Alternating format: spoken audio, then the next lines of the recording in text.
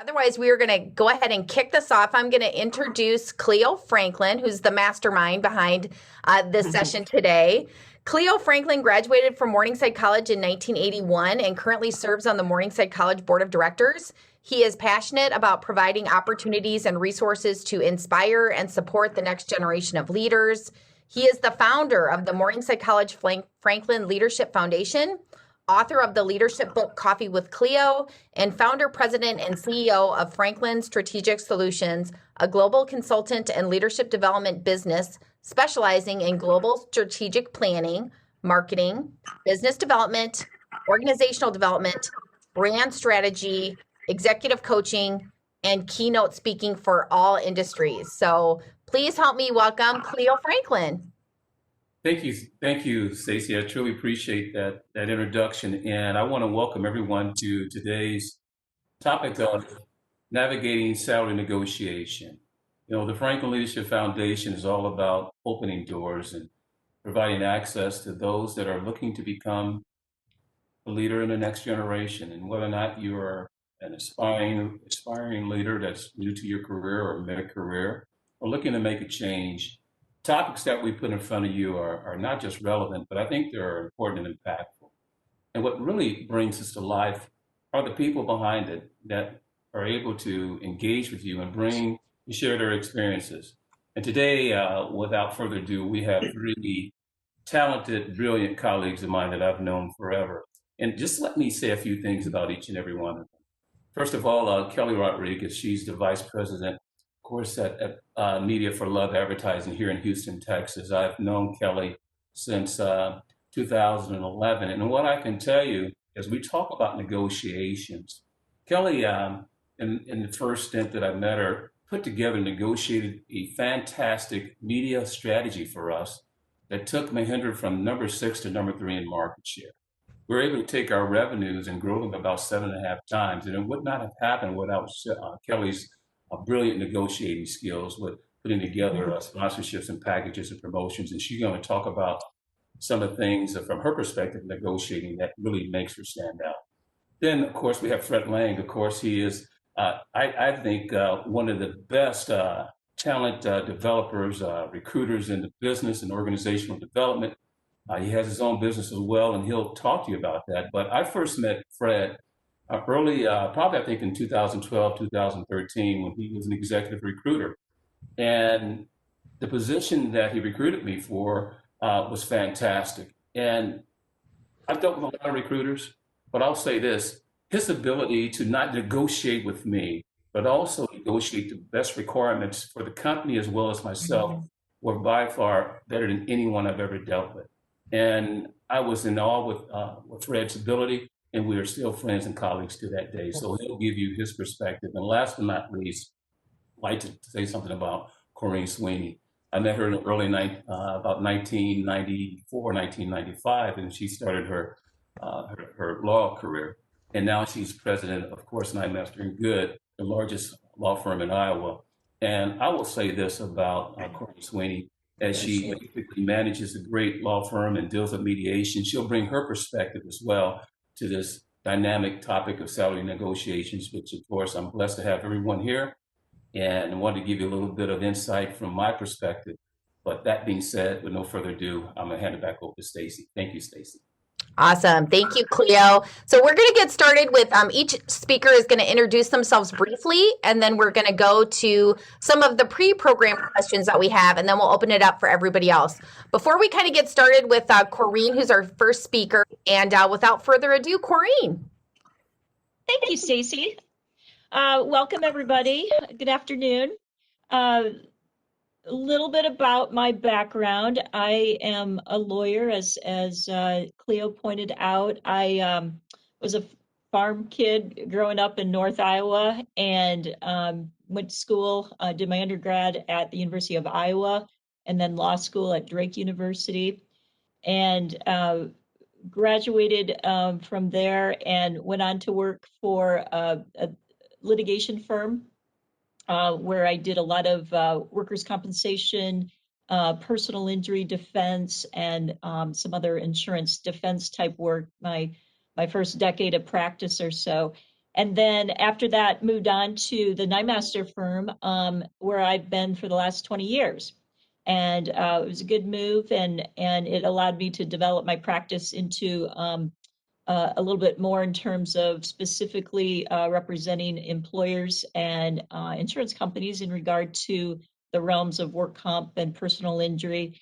And along the way, associated with that work, I picked up mediation. And so I've been mediating for the last couple of years, where I'm bringing parties together to resolve their disputes, and hopefully come to an amicable solution, as opposed to risking their lawsuit in front of a jury or in front of the court system. It allows them to take their risks off the table and puts them in control and of their case during mediation. And so I've come to learn some of those strategies associated with that.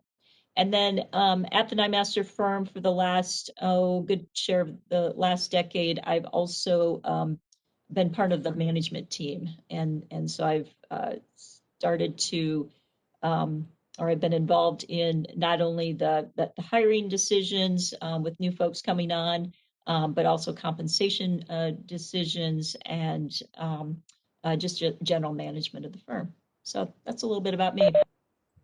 Perfect. Thank you so much. We're going to introduce our next speaker, which is Fred Lange. Thanks, Stacy. Yeah, like with Coreen, just really glad we had the opportunity to talk with everybody today. My experience, I'm 30 plus years in HR. I've led the human resource function for global companies, been on the inside of the company, and then I've been a consultant on the outside of it. Like Cleo said, I've been on both sides of the negotiation where I've been representing the company, and I've been on the other side in an outside recruiting function. I've held every area of HR, and just recently on Friday, I got an email about an opportunity from another executive recruiter for myself, and on Monday we went through the kind of the whole first phase of the recruiting process. So it's really top of mind for me, and I'm looking forward to our discussion today. Excellent. And then we're going to go to our last speaker, which is Kelley Rodriguez. Hey guys, thank you first so much for inviting me, Cleo, and for that great introduction. And really excited to be here today. And a little bit about myself. I grew up here in Houston and went to Texas A&M. For any, Aggies or future Aggies or anybody there. And I graduated with a marketing degree. And if anybody knows about Texas A&M, it's in College Station, Texas, which is a small college town. After that, I moved to San Francisco, which is about as opposite as you possibly could get. And that's where I launched my career and went out there without a job and just kind of found one and landed in advertising, which is kind of where my focus had been, and worked for a couple agencies right at the boom of the .com. So I moved there in 1996, which was a perfect time because I was there in the whole rise of when the .coms were invented. So that was a really interesting kind of launch of my career and being part of some really great agencies there and a lot of really great brands. I was there at the bust at 2000, and that's when I left. I actually went and traveled for a little bit. I went to Australia and then landed myself back into Texas, and have worked for other agencies. I worked at GSD&M in Austin on some big brands, as well as then I spent the last 15 years here in Houston. And I got to work with Cleo when I worked and led the media team for Mahindra tractors, which really, honestly, the best experiences. One of them was because I got to work with Cleo Franklin, and then also just the media that I was able to negotiate. 3 years ago, I left that agency I was at, and I've now been at the current job years. So I have a really great, so kind of my perspective that I'm coming in with this is really looking at where I've been. I've worked in different markets. I've always been on just the side. I do hire people, but I've done more negotiations for myself. And recently, having this new job. So that's the kind of perspective I'll bring to y'all and hopefully give you some really good tips, but super excited about being here. So thank you. Excellent. Well, with that great introduction of all of our panelists. We're going to go ahead and start with some of our pre-programmed questions. Again, if you have questions throughout the chat, go ahead and put those in the chat and we'll make sure that we address those. But first and foremost, we want to ask our panelists, what are some differences you have noticed with people of different personality types when negotiating salary? Have you noticed any gender differences? And what kind of tips would you have related to those kinds of topics? Okay, good. So just from the gender vantage point, I don't notice it as much from the gender standpoint. I actually think based on temperaments, people fall into kind of, mistakes, bad habits, or overemphasize or de-emphasize the compensation. So I'm just going to go through it real quick. There's a guy out there, David Kiersey, he has 4 temperaments. He's got different labels for them. I'm going to use the ones I think you can relate to most. If you think you're like the Henry Fords of the world, process, efficiency, like to see things kind of from step by step. If you think you're in there and about 40% of the population is, when I see in negotiations, that group tends to overemphasize the aspect of their salary negotiations, the compensation side, and they don't pay enough attention to what's my manager like, how is he going to develop me, what are the opportunities for development with that manager. And the other thing that they tend to de-emphasize is the team, the overall team that you're working with and how will you get along with and what kind of connections and relationships you make. So anyway, that's the first group. If you think you're in that group, pay more attention to team and your manager. If you're in the next group, which I call the Bill Clintons of the world, you enjoy being in the moment, you're kind of zany, you're very much in touch with people. If you're in that category, the mistakes I find they make is they also overemphasize compensation. And you might want to put it a little bit lower in your priority of things, but rather than thinking about just what you're going to do in the next 6 months, think about where the long term is. Where's this company going? What's the strategy of this company? How will you look 3 years from now if you had that kind of job? So if you fit in that category, if you're a Bill Clinton type, you want to think about those concerns. If you're in the other group, which is, I call them Einsteins, they're the logic, and they're way out looking at the future all the time. If you're in that kind of group, you're probably got your salary expectations and the importance of compensation. You probably have it about right, but think about what the job is going to have for you in the first 6 months to a year. I find folks in that category are usually thinking about where's this going to take me in 3, 5, 7 years versus, well, how's this going to impact me in the short term? So if you're in the Einstein group, and that's only about 15% of us. And then the last group, I call these the Gandhis, the Martin Luther Kings, or the Barack Obamas of the world. You're passionate about a vision. You're passionate about making a difference for people. Your values are really important. If you're in that kind of group, you do not put enough importance on your salary. And I highly recommend that you bring somebody in that's really logical. They think about through the pros and cons and may help you in the salary negotiations.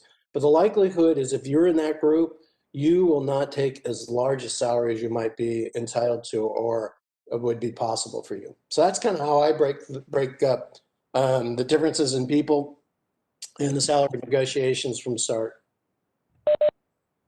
Those are some great tips. Thanks, Fred. Coreen or Kelley, That was really good. Anything you want to add? I'll add to that, Fred. That was awesome. I took notes as well. I know who I identify with now. I would also say, one thing that I've learned about myself recently is that I am a bottom-up thinker, which means I need to know all the facts. So I think that's sort of my personality type. So if you are someone who really needs to know all the facts and that bottom-up thinker, that's going to make you approach it differently than if you're someone who just needs to know a little bit and then can kind of come right in and really strong. Because, I think Fred said there is those strong personalities, and that's great if that's how you are. But for those of us who aren't exactly that way, it really takes us a little bit more time and a lot more research and a lot more preparation to go into it. Coreen, you want to take this one, or do we want to go to the next question? Yeah, you guys handled it masterfully. I guess I was thinking about it, from the approach of the people I see, and even my own experiences coming through the law system, you have people that are probably in the camp that advocate for themselves. And then you have the other camp who says, I'll let the system take care of it. If I do a good job, they'll pay me accordingly. And, you've got the two spectrums there. So you probably need to find the balance between those, somewhere in between, and know that that organization won't always be looking out for your best interests in terms of salary. And if you don't ask for it, you might be leaving money on the table. Yeah. That's great. Hey, Stacey, can I ask something quick? Sure. Yeah, I think there's, when you talk about, I think there's two types of people negotiating. I think those that are prepared and those that are unprepared. I think negotiation is favors those who are prepared, that understands, of course, what they're negotiating, what's their ceiling, and what's their floor that they're looking for. Understanding the background of who they're negotiating against. Understanding also, too, just some of the, come in with a strategy to understand, just in case I don't get my best negotiated agreement, what do I fall back to? So there's many levels to it that we'll get into today, but I wanted to just say, from my perspective, I see two types of folks, those that plan and those that don't plan. And so favor, of course, for those prepared, always are going to be in the best shape. Excellent. Thank you guys so much. We're going to go ahead and move to the next question, which is, what is the process to negotiate your salary? How do you start? I can take that one. And I did kind of what Fred did. I've got a couple steps here, and I have 5 key steps. So I'll try to make them as quick as possible. But number one is get out of your own way. Get the negative thought through your head. A lot of times we just kind of start thinking, oh, well, I don't know if I could, what value I bring or what this or that, get it out of your head. So get out of your own way is number one. Get that self-doubt out. Gather information. Cleo was talking about that. It is so important. Gather all the information that you can. Get the salary comparison, list of your accomplishments. Most important, I think a lot of us are going to talk about this today, is to know what your value is and believe in that. Believe in yourself and write down all of the things you've done. And one thing, as I was doing my research for this, that was sort of an aha moment for me, was that, because I always tell people, I'm passionate, I'm this, but you know what? Anybody can have passion, and passion is not value. What's value is results. So when you're thinking about going into those negotiations, write down, what have you done? And what are those results that you have done for your company? The only time that passion can work is for any of y'all who are just graduating that don't have that job experience with the results yet. Then, of course, all you've got is passion right now. But for any of us who have actually have some jobs that it's all about that results, gain confidence and create, sometimes if you're going in a little bit shaky and you're not quite sure, see what those little wins that you can do. And it could be something with your job, or it could be something personal. It could be, I want to work out 5 days in a row, and that little win makes you feel good and kind of boost your confidence that you can go and accomplish anything that you want to, including the salary negotiations. 4, I would say, set that meeting up to have that meeting and be prepared. And then lastly, role play. Role playing is really, really important to do, and have a friend or a spouse or someone kind of do that 2-way so that you can practice and kind of get a little bit of that maybe nervousness out, and make sure that you have them throw you some hard balls, and so that you start thinking about that and knowing exactly how you want to approach it. Yeah, great points. Well, and I concur with you, Kelley. Go ahead, Colleen. Sorry. Or Coreen. Yeah, those are all great points. I was just thinking, when to negotiate. So when do you start raising the question? And certainly I think that comes after a job offer, but before you've accepted the position. So I think the timing is important there. And so maybe that conversation you have says something like, thanks for the offer. I'm really interested in that position and excited about the company, but I've got some questions about the compensation package. Have that communication with them. And because at the end of the day, the only reason that you negotiate is to get a fair market value for you and what the job entails. And one other thing to think about too, when you're talking about those kinds of compensation issues, make sure you're talking about what value you bring to the company or the organization, as opposed to how much money you need to pay for bills or student loans or house payments or all that kind of thing. They aren't going to care about that. They want to care about what value you bring to the organization. That's great. I would add to what Cleo and Kelley both said about preparation. In that if you're getting contacted by a recruiter or someone in HR, which we're now calling people, if you're contacted by them, their first screen is going to be, are you within the salary range? Are your expectations within the salary range that we have? So do your work ahead of time. Find out what are companies in that same industry offering for that role. You can go out to various different places to get that information, but do your work ahead of time. And I agree with Coreen. The negotiations really don't start until they really want you, but it does set the stage, and you could get yourself disqualified right in the beginning if you're not clear about kind of what is the range and not have similar expectations to what the recruiters are doing, and that's being a bit of a gatekeeper at the very beginning. Hey, Fred, I have a question for you on the range. And as I was researching this, I found that some recruiters had recommended like a $40,000 range. Like it's a pretty big range to have, from your top to your bottom, saying this is non-negotiable. What do you think that range should be? Yeah, I would be more like take 30%, find out what the average is out there, and then do 30% of that. The other thing I would add to that, so it's a bigger range if you're at a higher level. But the other thing is just to do that research ahead of time, so you kind of have a sense of where things are. And I would flip it back. If a recruiter asked me about the range, I would put right back on and say, well, what is that? What range do you guys have? And then if it doesn't match with your research that you've done, I'd put that out there so that they know, if they're lower than you are, that hey, I've done some work, I've seen it. I think it's a little bit higher than the range you've got. But set that up front. Mm-hmm.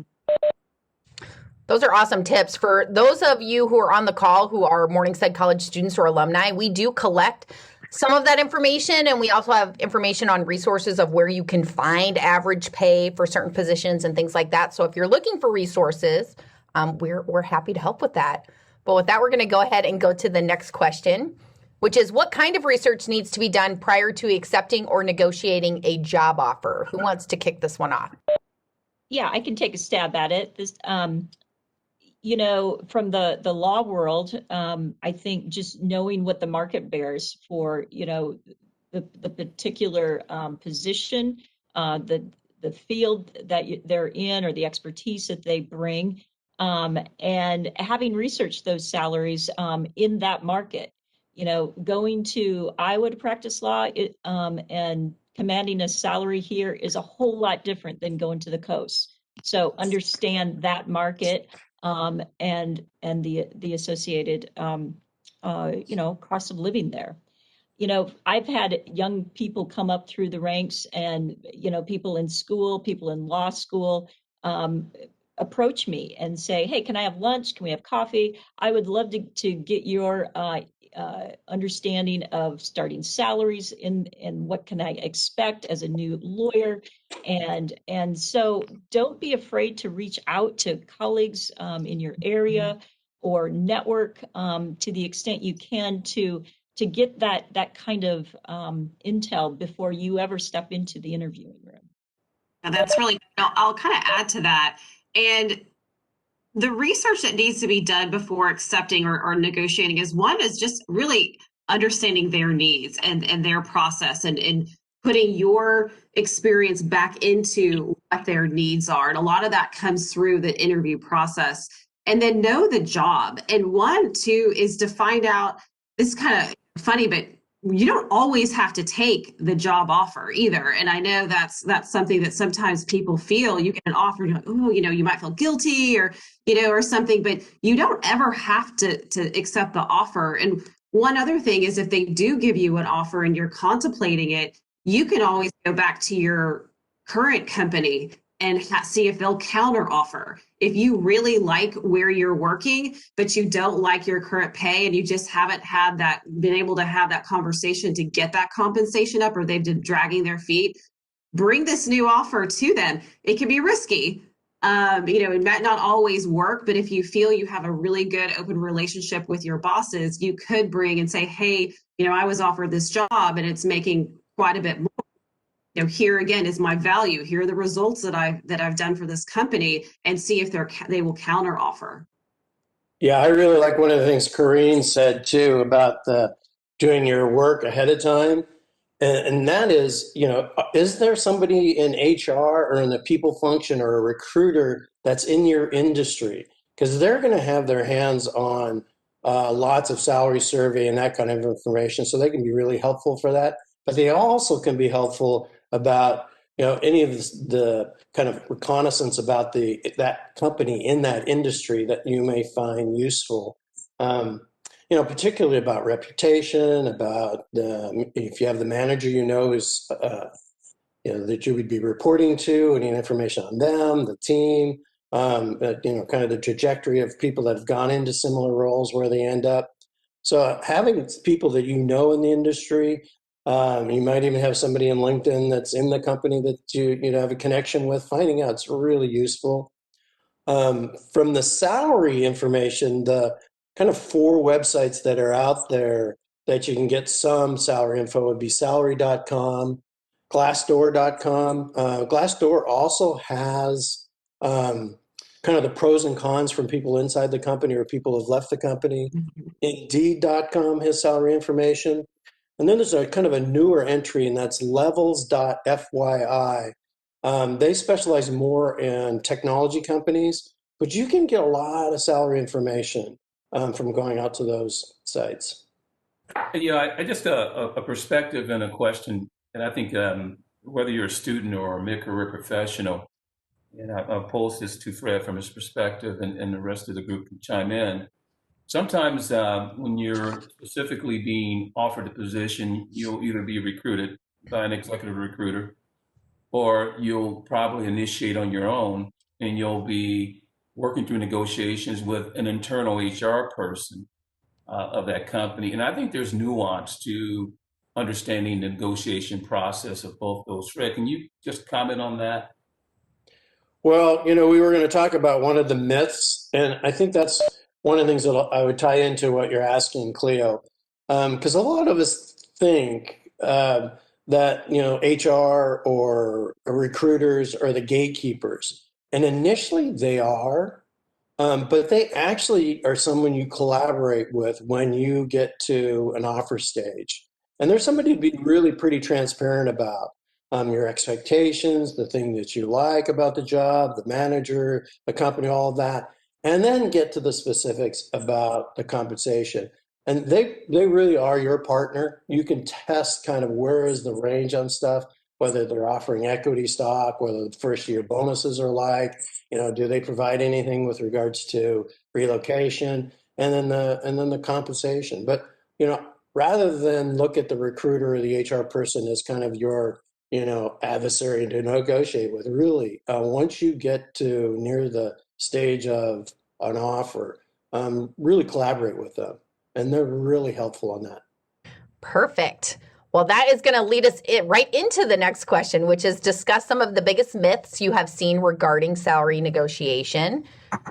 I'll start because this one was really fun. I think there are actually a lot of myths, and one of them is that it should be easy. Like, this isn't easy, guys. Like, this is not something we do every day. I've been doing this for over 20 years, and I maybe a handful of times I've had to do this. So for the most part, most of us don't deal with it. Even if you're hiring people, it's much harder to do it for yourself than it is to do when you're hiring someone, because again, you're having to work on your behalf.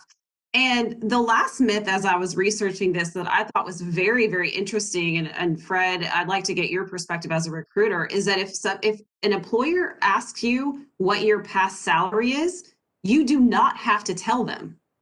I think a lot of times we feel like we have to, but you actually don't have to tell anybody what you made in the past. And so it's something that you can, kind of keep and recommended not to tell anybody. Yeah, I'll just jump in. Some states have now made it illegal to actually ask about what your previous salary is. Partly for, just the, long-term effects of discrimination and so on. So in some states, it's actually illegal to ask that. And I agree with you, Kelley. If they ask, you don't have to tell them. I would definitely move to, if you can, deflect it back to them and say, what range are you looking at? Exactly. For this role, if you can. If not, you can go to, my research says for this role, it should be around something. Am I accurate? But I would definitely go that direction and avoid what were you making? One other myth I was thinking about is the concept of my worth is only measured in salary. And I think that's a myth because, there are lots of components to compensation in a job. And that might be the issues you raise with an employer about, work from home, flex hours, other benefits related to, types of insurance, paid time off, and maybe even you get a company that gives you a lot of PTO, but you also need to understand the philosophy of the company about letting you take PTO. So is it a company that says, yeah, you got 3 weeks a year, but no one ends up using it because the job duties require you to be there all the time? And so understanding the company's philosophy and other non-salary types benefits are really important. And when you go to sign on for a job, and you're talking about salary, and maybe it's not exactly where you want to be, but it I think is important to then start asking questions about, I'm going to be moving to a different market. Are there relocation expenses that would be available to me? Are there, a signing bonus that might be available to me? Particularly for mid-level type career changes. Are there maybe professional dues to organizations or licensing expenses that are going to be part of your job that are important to get paid, and you don't necessarily think about those things right off the bat, but boy, you get into your work and you realize, gosh, I've got outlay of cash for this membership, or continuing ed, or those type of things. So it's really important to investigate that, do the research like we've said, and know that there is more to your offer than just the salary. It's clear. I just wanted to add to what Coreen and highlight what you just talked about. I think it's absolutely fantastic. The word no does not mean the salary negotiations are over. And so when you look at salary or negotiating salary, there's more than just dollars, as Coreen basically shared very clearly. And I think that's great advice. There's other things that can be negotiated. And I know from her world, I'm sure she could tell you as a mediator, the best thing about negotiations are to continue talking. And so, it takes two to negotiate. And once you stop negotiating, then of course it is over. That's when you stop talking. The other thing I wanted to share was the fact that I would share this one myth. Don't wait for your review to begin negotiating salary. You do not have to work, I call it, for the perfect time or for the unicorn to appear in your office, which is your annual midterm review. You can begin and start seeing that strategy early by discussing and putting what's important to you on the table, but it doesn't have to be a hard and fast rule that an annual review or your midterm review is when you can start discussing salary. I think it's always a good time to discuss salary, but of course, when you go in there prepared, it's always better when you're going to bring it up. Those are great points. Thank you so much for that from our panel. Our next question, and just a heads up for everybody on the call right now, this is our last pre-program question. So if you have questions, start to populate those in the chat. What kind of tips do you have for when something goes wrong? Who wants to cover this first? Well, I'll jump in, but I actually want to back up for a second because I think it's worth underscoring what Coreen and Cleo said. I think oftentimes we get out to negotiating part and we lose perspective of everything. So we've gone through all the interviews. We're now at the offer stage, and we've lost track. How important to us is the manager? How important is the team? How important is the challenge that we're doing? How important is the future direction from this company? And we get fixated on the money, the economics, and don't lose that, right? Take into consideration the whole thing. Definitely with regards to that whole part. And then my thing with when things go wrong, man, be transparent. Stay away from something I call BCD, which is blame, complain, and defend. See what in the process of it going wrong can you own? What part of that? And if at all possible, be as transparent as you can with whoever you're talking with, HR, whoever is involved in it when things go wrong. Mm-hmm. And I would add, if something goes wrong, and that's like, let's say you're at a current company and you want to increase your compensation, like Cleo was saying, and it's not mid-year review, but you go into your boss and you let them know of all the results, and you're prepared, and you talk about, I know salary ranges, or X, Y, and Z, and I'm at this, or this is where I want to be. And if you get that no, and you get the, what, we can't do that right now, you can always go back in 3 months, in 6 months, and maybe you let them know, what, I'd like to have the same conversation of 3 months if I can do that. So when I have someone on my team that comes to me, because I work with a lot of great people and they're young, and I love it when they come in and ask for that. And I might not be able to get them right now, but if they don't ask, I don't know.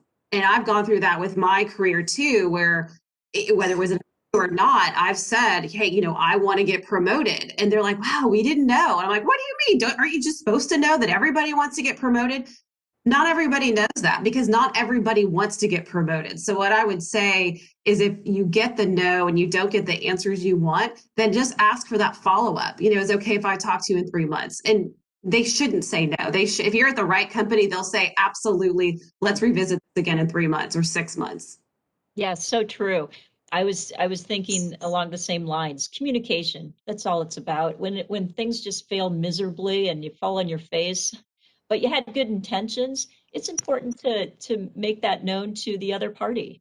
And maybe your intention was to get more money because you need to pay tuition to better yourself in a supplemental degree or a grad degree or grad program. And if you don't articulate that to the prospective employer or your current employer, they have no way of knowing that it's not just about you wanting more money. And it may be that you go in and say, okay, here's my plan. I would love to go get my master's in whatever field. And then all of a sudden a light bulb goes on for your employer, and they see, wow, they're trying to better my company, and how can I accomplish that?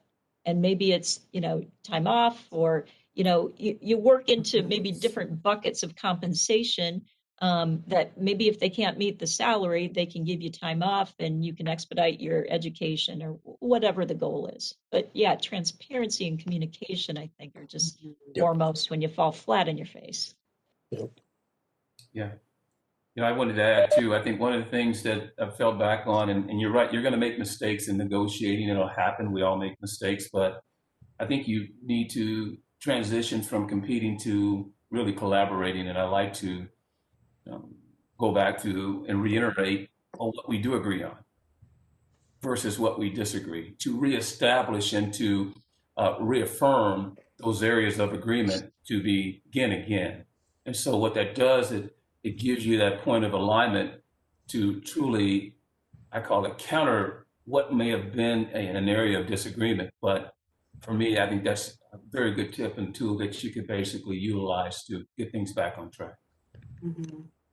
I want to add something too, and this, I don't know really where this fits, but eventually this is going to happen to everybody, where you're in a current position and another company is going to come to you and offer you, it could be that you don't even have to negotiate. They just offer you a lot of money. And that's going to look really, really enticing. I would say don't always go for money because it doesn't always mean everything. I think we've all kind of said that, but I just want to say that because all of you are going to go through this at some point and you're going to be like, oh, so maybe you're making 40,000 and someone's offering you 70, but you just don't know if that's the company for you. Don't always go after money. Money is not everything because you're going to have to go to that job every day. And if you just don't think it's the industry or the manager or the city, don't do it because money is going to be fun for a couple months and then it's not going to be anymore. I'm sure all of us have some sort of experience with that. I would add to Kelly's thing, one of the mistakes I see people make a lot is they'll find somebody else in the organization that's making more money and they'll use that as the argument. And that is a failed strategy from the beginning. That comparison won't work. Go from what we've talked about, and that is what have you accomplished, and let your accomplishments speak for any kind of negotiations that you're going for increased salary. Comparison will not work. Awesome. Very good. So those were the pre-programmed questions that we had. We would invite you guys to put any additional questions you have in the chat. We do have some, but before we got to those, I did want to just put the survey link in the chat. If you will fill that out for us, that helps us make sure that our programming is kind of what you guys are looking for. So I'm going to get that in the chat. In the meantime, let's go ahead and go to one of the questions. This is, can you give an example of a negotiation that went well and an example of a negotiation that didn't go well? And what were the end results of those? I'll take one. I negotiated for a job before and, one thing is counter. I don't think any of us have said this yet. Always counter. And so when you get the first offer, you can always go back. I mean, they're going to expect it. I haven't always done that. And earlier in my career, I didn't because I didn't really realize. So I would say that's probably one that went wrong. I should have. I think there was a time I was like, oh, a job. This is awesome. I'm going to take it, because we all go through that too. But as you get more experience in your career, always counter offer. And for the most part, they'll either match it or they might go down a little bit. And, if it's a signing bonus as well, counter offer that. Ask for an additional week of vacation. I'm a mom. I have 3 kids. Any job, I don't care if I get another job tomorrow or whatever, I will never take less than 4 weeks of vacation. Like that is my absolute, because I can't. I have 3 kids in school. There is no way I can take 2 weeks. So those are the kind of things, but always counter, always ask for what you want, go a little bit above because you never know, you can get it. And I have seen that happen for myself. I was thinking about 2 failed negotiations. One was what I'd mentioned before, the person completely focused in on that, someone was sharing at the water cooler what they were making. And, the other person that got really upset about it and, came in and, was all huff about they thinking they were more valuable than the other person. That is not a winning strategy. The other one was somebody who really had out of perspective what the compensation was for a startup company that was in the same industry, but it was a small company. There was only 5 people in the company at the time. And their research and information was on large companies. And the salary ability for that small company wasn't in the compensation. It was in everything else from management to the challenge of the job and all that. But it wasn't directly in compensation. And that person walked away from it. That would be one that I would say failed. I'll say another one that I would say really worked was somebody I was recruiting for a job, and we stayed, and it didn't end up that was the role for them, but we had a great conversation, went through the whole process. Something ideal came up that I knew immediately when I got the requisition for that search that this person was a fit for it. And that was 8 years later. And I went back to that person and I said, hey, what are you doing? And all the timing worked. It was great. So my point to that is you never know when you're talking with different folks about careers and opportunities that you're looking at. Be as transparent as you can about where you see your fit is, things that you're really interested in, because you never know. That person that's in HR or recruiting or even the manager may come back to you when an opening comes up that's a better fit for you. Yeah, from my own experience, I can share a failed and a successful negotiation. In law school, like most law students, we interview with lots of firms, and in doing that, you get lots of flush letters. So, and one of them was with this firm that I really wanted to be in, but didn't work out. And so I went with another firm that offered me lots of great litigation experience. And so I had plenty of mentors there. Well, the compensation wasn't quite where I thought it should be.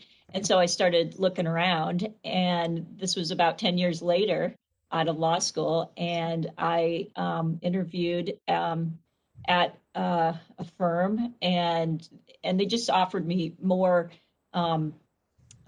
advancement in terms of not just a healthy and robust litigation practice, but also, a firm that was going to be more prospective in terms of different practice groups and different technology and associated things that they brought to the table. And so I took that job, and now I'm the president of that firm. And That's awesome. That was good. So failed 30 years ago, but I'm back.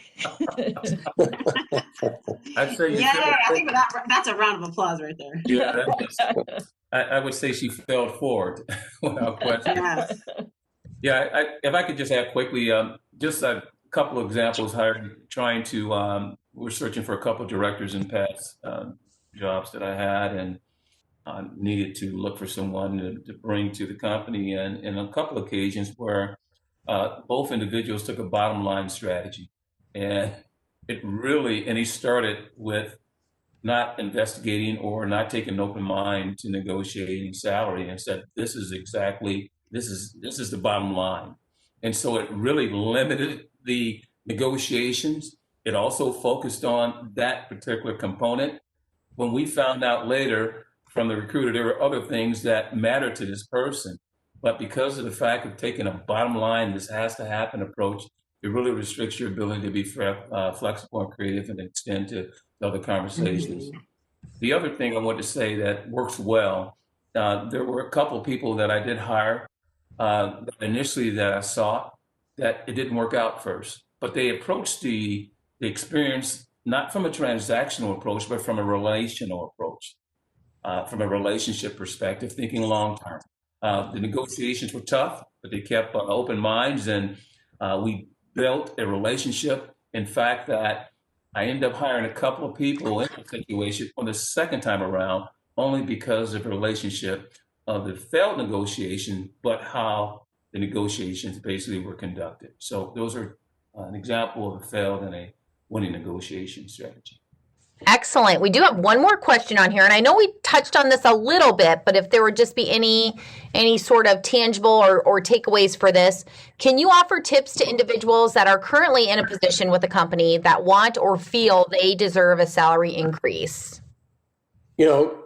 After something that you've accomplished, do the quick star technique. What was the situation? What was the task? What was the action you took, and what was the result?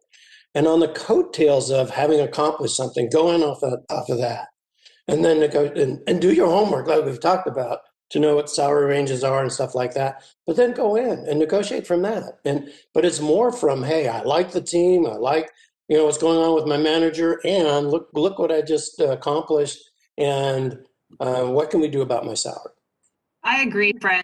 I would say, this is a really tough time. There is a lot of people, like in my industry in advertising, it's been really rough year. The agency I work for, we're very blessed. I actually having a client calling me right now, but I'm hanging up. I'll call later. We're very blessed that we had advertisers that continued and stuff, but I think it's also being very sensitive, because it sounds like right now you want to do that. I would be sensitive to what's happening in your industry. You could be in an industry that's like doing awesome, but if you're not, or you had a salary, furloughs or decreases, just be sensitive to it. But I agree with what Fred said. Go and say, in this tough pandemic environment, here are the 3 things that I was able to do and accomplish. And you're very proud, and you brought the team together, or you made a sale or something. And again, if you get that no right now, then ask to come back and revisit it in a couple of months, because it's a tough environment for companies. It's the end of the year. A lot of people want to close out the year for Q1,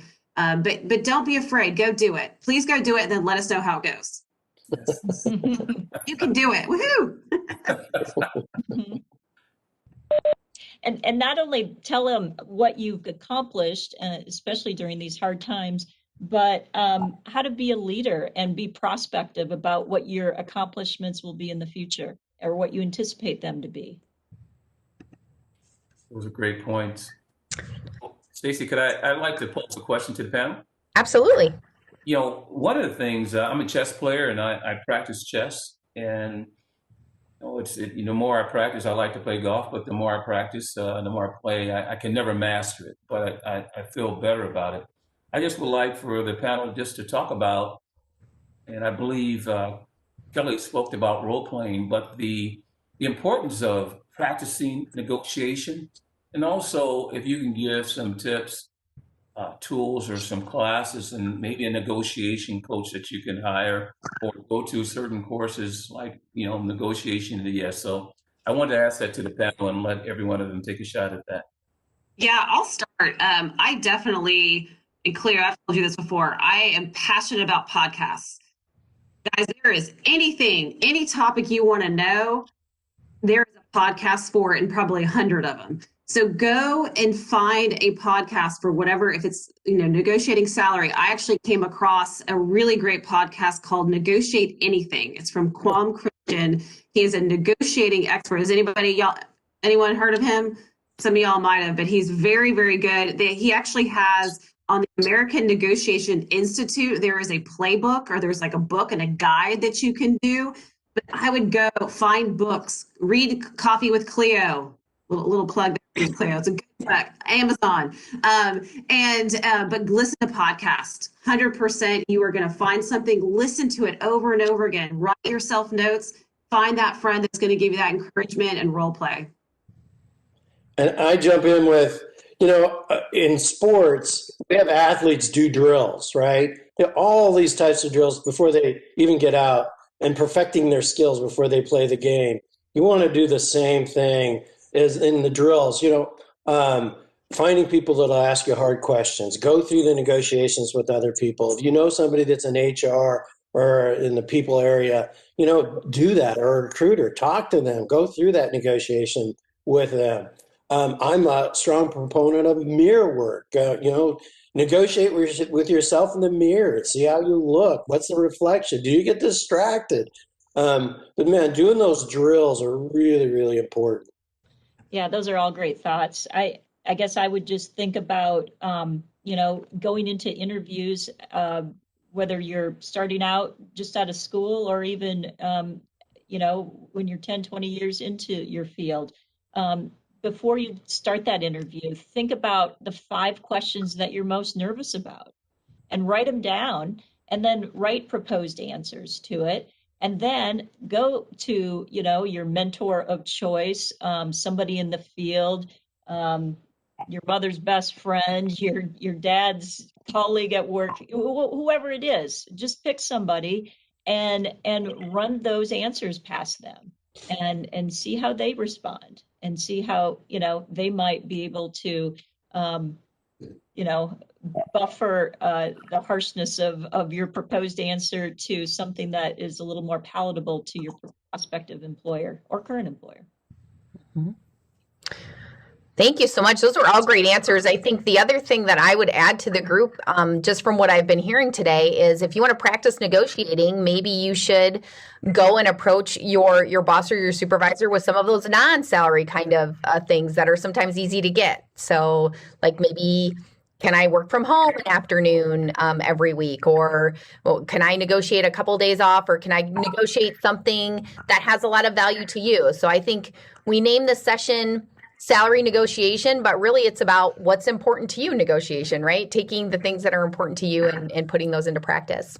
You know, I think this has been a fantastic session, and I really want to thank Fred, Coreen, and Kelley for spending time and engaging here with the foundation. And again, the purpose of the foundation is to open doors, and as open doors to resources, expertise that you guys have displayed today and offered to not just students, but the aspiring leaders and mid-career folks that are looking to, quite frankly, find resources, advice, and insights to not just improve their livelihood, but their lives as well. And you guys have done a fantastic job today. So thank you so much. I really appreciate that.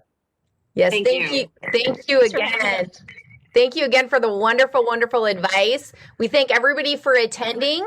Hope you have a wonderful afternoon. Thanks, everybody. Thanks, everybody. Bye. All the best and happy negotiating. Yes. Woo.